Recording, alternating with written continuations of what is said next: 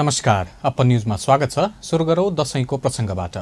नवरात्रको तेस्रो दिन आज माता भगवती दुर्गाको तेस्रो स्वरूप चन्द्रघण्टाको पूजा गरिँदैछ। नवरात्रभर नवदुर्गा भवानीको पूजा गर्ने प्रचलन अनुसार आज माता चन्द्रघण्टाको पूजा गरिन्छ। पूजाका लागि बिहानैदेखि शक्तिपीठहरूमा श्रद्धालु भक्तजनहरूको भीड लागेको छ। नवरात्रको अवधिभर विभिन्न देवी देवता र शक्तिपीठहरूमा एकचित्त र एकाग्र भई व्रत बस्नाले मनोकांक्षा पूरा हुने विश्वास गरिन्छ। हिन्दू धर्मावलम्बीहरूले विधिपूर्वक घर घरमा घटस्थापना गरेसँगै नवरात्र सुरु भएको हो। घटस्थापनादेखि विजयादशमीको अवधिलाई नवरात्र भनिन्छ। यस अवसरमा दुर्गा देवीको विशेष आराधना गरिन्छ। नवरात्र अवधिभर पहिलो दिन शैलपुत्री, दोस्रो दिन ब्रह्मचारिणी, तेस्रो दिन चन्द्रघण्टा, चौथो दिन कुष्माण्डा, पाँचौं दिन स्कन्दमाता, छैठौं दिन कात्यायनी, सातौं दिन कालरात्रि, आठौं दिन महागौरी र नौ दिन सिद्धिदात्रीको पूजा आराधना गरिन्छ। दशैं पर्वलाई असत्यमाथि सत्य र आसुरी शक्तिमाथि दैवी शक्तिको विजयको प्रतीकका रूपमा मनाउने गरिन्छ। दशैं तिहार जस्ता चाडपर्वका लागि सुपथ मूल्य पसल सञ्चालन गर्दै आएको खाद्य व्यवस्था तथा व्यापारी कम्पनी लिमिटेडले यस वर्षको दशैंका लागि खसी र बोकाको मूल्य प्रति केजी 640 रुपियाँ तोकेको छ। कम्पनीले काठमाडौँको थापाथली स्थित आफ्नै कार्यालय परिसरमा प्रति केजी 650 रुपियाँ मूल्यमा बिक्री गर्ने तय गरेको खसी बोकाको मूल्य दशैंको लागि प्रति केजी 10 रुपियाँ छुट दिएर 640 रुपियाँमा बिक्री वितरण गरिएको छ। कम्पनीका प्रमुख कार्यकारी अधिकृत मोहन प्रकाश चन्दले खसी बोका सस्तोमा पाइने उल्लेख गर्दै खरिद गर्न पनि ग्राहकहरूलाई आग्रह गर्नुभयो। 650 रुपियाँ जिउँदो खसी बोकाको हामीले एउटै रेट राखेको छौँ। ठुलो सानो सबैलाई एउटैमा, किनभने विभिन्न हुँदाखेरि घचमच हुन्छ, मानिसहरूलाई भ्रम सिर्जना हुन सक्ने अवस्था देखेर हामीले एउटै रेट राखिदिएका छौँ। खसी लियोस्, बोका लियोस्, सानो ठुलो जे लिन्छ आफ्नो चोइस अनुसार, आफ्नो आवश्यकता अनुसार, त्यसको लागि 650 रुपियाँ हाम्रो निर्धारित रेट हो। त्यसमा दशैंको लागि हामीले 10 रुपियाँ प्रति किलो छुट दिएर 640 को दरले बिक्री वितरणको व्यवस्था गरे। कम्पनीले हाल 2000 खसी बोका बिक्रीका लागि ल्याएको छ, तर ग्राहकहरूको चाप बढेकाले आवश्यकता अनुसार फेरि पनि खसी बोका थप गरेर बिक्री वितरण गर्ने व्यवस्था मिलाइएको खाद्य व्यवस्था तथा व्यापारी कम्पनी लिमिटेड बागमती प्रदेश कार्यालयकी प्रादेशिक प्रमुख ज्ञानु थापाले जानकारी दिए। मन्त्री परिषद विस्तारपछि जनता समाजवादी पार्टी नेपालभित्रको विवाद छताछुल्ल देखिएको छ। मन्त्री परिषद विस्तारपछि जसपाभित्र देखिएका असन्तुष्टि सडकमा समेत देखिन थालेका छन्। पर्साबाट चुनाव जितेका प्रदीप यादवलाई मन्त्री नबनाएको भन्दै उनका कार्यकर्ताहरूले हिजोदेखि पर्सामा प्रदर्शन गरिरहेका छन्। प्रदर्शनमा जसपाका अध्यक्ष उपेन्द्र यादवको पुतला समेत जलाइएको छ। असन्तुष्ट नेता कार्यकर्ताहरूले पार्टी कार्यालयको साइनबोर्ड र पार्टीको झण्डा पनि जलाएका छन्। शनिबार अध्यक्ष यादवको विरुद्धमा पर्सामा मोटरसाइकल र्याली निकालिएको छ। प्रदर्शनकारीहरूले उनको विरोधमा सरको नाराबाजी समेत गरेका छन्। उनीहरूले अध्यक्ष यादवलाई पर्सामा निषेध गर्ने घोषणा गरेका छन्।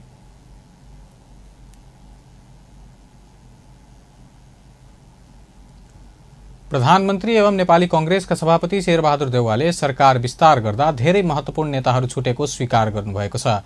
प्रधानमन्त्री देउवाले संयुक्त सरकार भएकाले सबैलाई समेट्न नसकेको स्पष्ट पार्दै भोलिका दिनमा सबैलाई समेटेर लैजाने प्रतिबद्धता समेत व्यक्त गर्नुभयो। शनिबार प्रधानमन्त्री निवास बालुवाटारमा विश्वेश्वर प्रसाद कोइराला शताब्दी सन्दर्भ नामक पुस्तकको विमोचन गर्दै उहाँले पार्टीलाई योगदान दिएका साथीहरू छुटेकोमा दुःख व्यक्त गर्दै उनीहरूलाई उचित भूमिका दिने आश्वासन दिनुभयो। प्रधानमन्त्री देउवाले शुक्रबार मन्त्री परिषदलाई पूर्णता दिनुभएको थियो।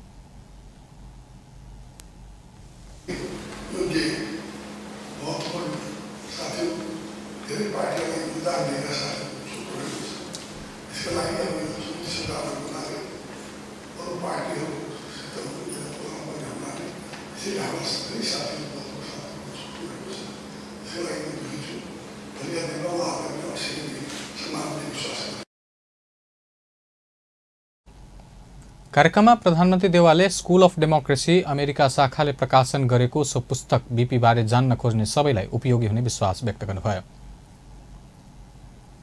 सरकारले पढ्दै कमाउँदै भन्ने कार्यक्रम सञ्चालन गर्ने तयारी गरेको छ। अर्थमन्त्री जनार्दन शर्माले उत्पादनमूलक अर्थतन्त्र निर्माणका लागि आफूले सो कार्यक्रम सञ्चालन गर्ने तयारी गरेको जानकारी दिनुभयो। शनिबार काठमाडौँमा आयोजित कोरोना महामारीमा शैक्षिक रूपान्तरण विषयको छलफल कार्यक्रममा उहाँले त्यसले मुलुकको शैक्षिक क्षेत्र र आर्थिक क्षेत्रको विकासमा महत्त्वपूर्ण भूमिका निर्वाह गर्ने विश्वास व्यक्त गर्नुभयो। अर्थमन्त्री भएको भने एउटा सानो वाक्य राखेँ, पढ्दै कमाउँदै भन्ने एउटा कार्यक्रम अहिले सञ्चालनमा ल्याउने गरी तयारी भएको छ। त्यसलाई लेख्ने बेला बिग्रिएन भने त्यो कुराले एउटा राम्रो परिणाम देला भन्ने मलाई विश्वास छ। मेरो भनाइ विकासको सन्दर्भमा मेरो भनाइ के छ भने यहाँ विज्ञहरू हुनुहुन्छ, त्यसकारणले मैले यो कुरा सुनाउन चाहेको, नेपालको विकासको मोडेल भने समुदायमा आधारित हो। त्यो शिक्षा क्षेत्र हेर्नु भने समुदायले चलाएको हो। अरू बाटाघाटा नहर यी जग्गा हेर्नु भने समुदायले गरेको छ। ठुला दरबार सिंहदरबार समुदायले बनाएको हो। त्यो समुदायमा आधारित विकास छ। त्यसकारण समुदायमा आधारित विकास शिक्षा क्षेत्र पनि समुदायले नै चलाएको छ। त्यसकारणले समुदायको शिक्षा शिक्षकको मात्र होइन, समुदायलाई पनि शिक्षित गर्नुपर्ने। अर्थमन्त्री शर्माले शिक्षा क्षेत्रमा लगानी बढाउन आफूले राजस्व सङ्कलन वृद्धि गर्ने जोड दिएको बताउनुभयो। उहाँले शिक्षा क्षेत्रलाई समयानुकूल बनाउन प्रविधिको विकास गर्नुपर्नेमा सरकार सचेत रहेको बताउनुभयो। रक्षा मन्त्री डाक्टर मिनेन्द्र प्रसाद रिजालले राष्ट्रिय सुरक्षा नीति राष्ट्रको हितमा रहने बताएका छन्। विराटनगर विमानस्थलमा मन्त्री रिजालले सुरक्षा नीति सामूहिक सहमतिको विषय भएको बताए। राष्ट्रिय सुरक्षा मस्यौदा समितिमा विगतमा आफूले पनि काम गरिसकेको अनुभव सुनाउँदै उनले सुरक्षा नीतिलाई सामूहिक सहमतिको आधारमा अघि बढाउने बताए। मन्त्री रिजालले राष्ट्रिय विपदमा अग्रभागमा रहेर उच्च कोटिको काम गरेको भन्दै नेपाली सेनाको प्रशंसा गरे। लगानी बोर्डले जुम खोला र अरुण तेस्रोको लगानी स्वीकृत गरेको छ। शनिबार प्रधानमन्त्री निवास बालुवाटारमा प्रधानमन्त्री सहित बसेको लगानी बोर्डको 48औं बैठकले जुम खोला र अरुण तेस्रोको लगानी स्वीकृत गरेको हो। बोर्डको बैठकपछि निर्णय सुनाउँदै लगानी बोर्डका सहप्रवक्ता रमेश अधिकारीले जुम खोलाको 56 मेगावाट क्षमताको करिब 10 अर्बको लगानी स्वीकृत गरेको र अरुण तेस्रो जलविद्युत आयोजनाको 62 अर्बको पुँजी वृद्धि स्वीकृत गरेको बताउनुभयो। उहाँले माथिल्लो कर्णाली जलविद्युतको एप्से इन्स्टेसनको सम्बन्धमा अध्ययन गर्नका लागि राष्ट्रिय योजना आयोगका उपाध्यक्ष विश्वनाथ पौडेलको संयोजकत्वमा एक समिति गठन गर्ने निर्णय गरिएको बताउनुभयो।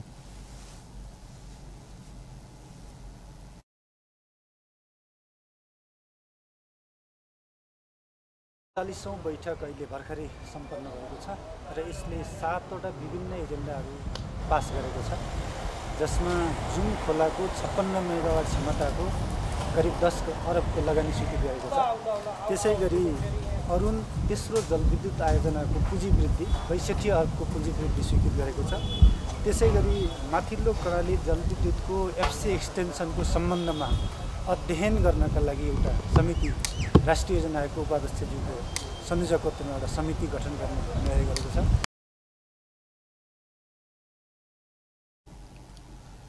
बैठकमा मन्त्रालय र लगानी बोर्डको समन्वयलाई अझ सशक्त गर्ने गरी लगानी प्रवर्धन गर्न र लगानी गरिएको कुरालाई विद्युत क्षेत्रमा लगानी गर्दा खपतको योजनासहित अघि बढाउनुपर्ने विषयमा छलफल भएको सहप्रवक्ता अधिकारीले बताउनुभयो। कोरोना भाइरस महामारीका जोखिमका कारण सेलाएको फ्यासन इन्डस्ट्री बिस्तारै चलायमान हुन थालेको छ। विगत 2 वर्ष यता कोरोना भाइरस महामारी जोखिमका कारण सेलाएको फ्यासन इन्डस्ट्री बिस्तारै पुनः चलायमान हुन थालेको हो। इन्डस्ट्रीलाई चलायमान बनाउन शनिबार काठमाडौँमा आइसी कलेज आर्ट एन्ड फ्यासनको 10औं संस्करणको अडिसन राउन्ड सुरु गरिएको छ। कार्यक्रम आयोजक रवि धमलाले नदेखिने गरी ठूलो क्षति भएको बताएका छन्। उहाँले 2 वर्षमा कुनै पनि फ्यासनको गतिविधिहरू गर्न नपाएको गुनासो राख्दै इन्डस्ट्रीलाई चलायमान बनाउन बिस्तारै भए पनि काम गर्ने बताउनुभयो। भारत भ्रमणमा रहेका नेपाली कांग्रेसको प्रतिनिधिमण्डल र भारतको उत्तर प्रदेशका मुख्यमन्त्री योगी आदित्यनाथ बीच आज बिहान भेटवार्ता भएको छ। उत्तर प्रदेश स्थित मुख्यमन्त्री आदित्यनाथको कार्यालयमा आज भएको भेटमा नेपाल भारत सम्बन्धका विविध विषयमा छलफल भएको सो प्रतिनिधिमण्डलको नेतृत्व गर्नुभएका नेपाली कांग्रेसका सहमहामन्त्री डाक्टर प्रकाश शरण महतले जानकारी दिए। त्यस क्रममा आफूहरूले नेपाल भारत सम्बन्ध द्विपक्षीय तथा दुई देशबीचको राजनीतिक, धार्मिक, सांस्कृतिक, ऐतिहासिक एवं जनता बीचको सम्पर्कमा विविध आयामका बारेमा कुरा उठेको जानकारी दिए। भेटका क्रममा मुख्यमन्त्री आदित्यनाथले नेपालसँग सम्बन्धित विविध मुद्दा एवं विषयवस्तुलाई भारतले सधैँ प्राथमिकतामा राखेको बताउनुभयो। मुख्यमन्त्रीले भारतले नेपालसँगको सम्बन्धलाई मुख्य प्राथमिकतामा राखेको जनाउँदै नेपाल र नेपालको राष्ट्रियता बलियो हुनुपर्छ र यसमा भारतको हित हुने प्रतिक्रिया आएको डाक्टर महतले जानकारी दिए। चितवन टाइगर्सले 4थो संस्करणको ईपीएल टी20 क्रिकेटको उपाधि जितेको छ। त्रिवी क्रिकेट मैदानमा आज भएको फाइनलमा पोखरा राइनोजलाई 4 विकेटले हराउँदै चितवनले उपाधि जितेको हो। चितवनले पहिलो पटक ईपीएलको उपाधि जितेको हो। उपाधिसँगै चितवनले 50 लाख प्राप्त गरेको छ। उपविजेता बनेको पोखराले 15 लाखमा चित्त बुझाएको छ। पोखराले दिएको 112 रनको लक्ष्य चितवनले 15 ओभर 5 बल 6 विकेट गुमाएर पूरा गर्यो। चितवनको जितमा भीम कार्कीले 63 रनको अर्धशतकीय इनिङ्स खेले। पोखराका लागि असेला गुनारले सर्वाधिक 34 रन बनाए। कप्तान विनोद भण्डारीले 22 रन बनाएका थिए। हवस् त, अपन न्युज अहिलेलाई यति नै। अपन टेलिभिजन हेर्दै रहनुहोला। नमस्कार।